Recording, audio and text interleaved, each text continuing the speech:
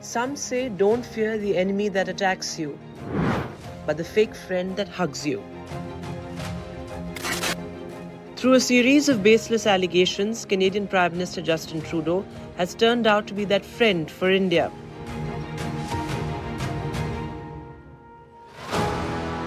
India-Canada relations were already in a downward spiral when the Trudeau government came out with something that shook the foundations of the bilateral relations.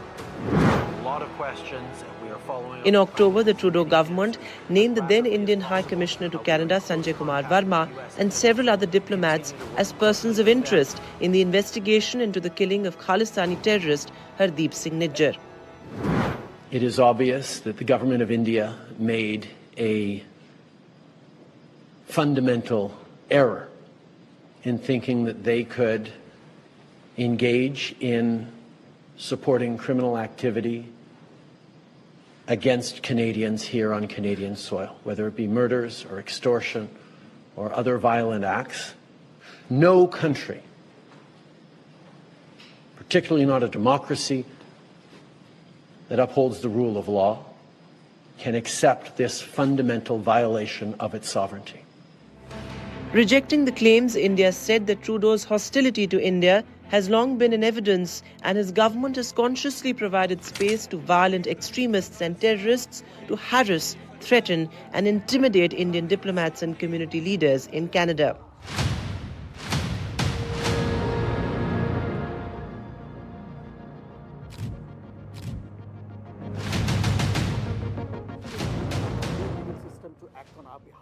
Verma, now withdrawn by New Delhi, has accused Trudeau of wrecking the bilateral ties and reiterated that the Canadian government's allegations are politically motivated. The controversy first erupted in September 2023 when Trudeau linked the Indian government to the killing of Nijjar. New Delhi had termed the allegations absurd and politically motivated. A month later, Canada pulled out 41 diplomats from India and also halted its visa and consular services. Cut to April, slogans of Khalistan Zindabad were raised in the presence of Trudeau at a Khalsa Day event.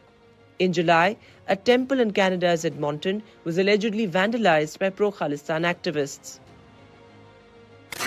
India has repeatedly said that Canada has not been able to present any evidence to back its claims over Nijjar's killing. In fact, Trudeau himself contradicted his strong claims by saying this.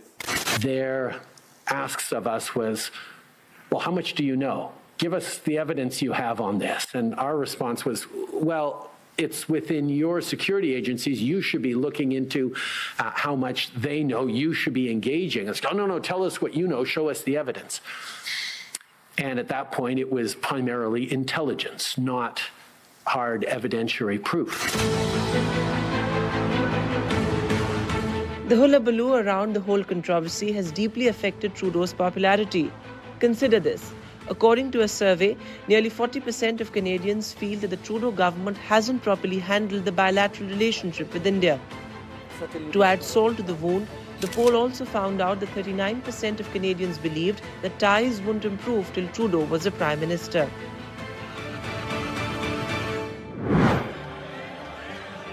International diplomacy is not the only frontier where Trudeau seems to be struggling, as he's faltering inside his own territory as well.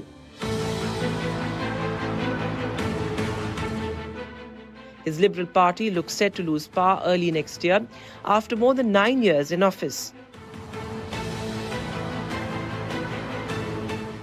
The Prime Minister is under increasing pressure from dozens of his own legislators to step down and let someone else take over.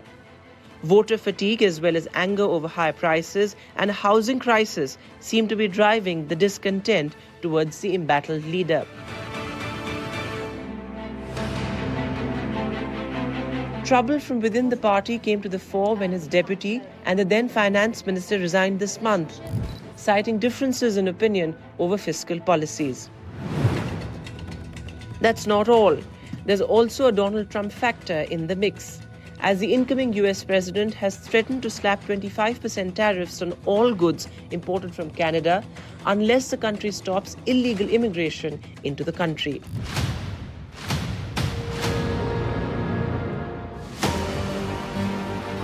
This friction against Trudeau seems to have benefited one person in particular, Pierre Poilievre.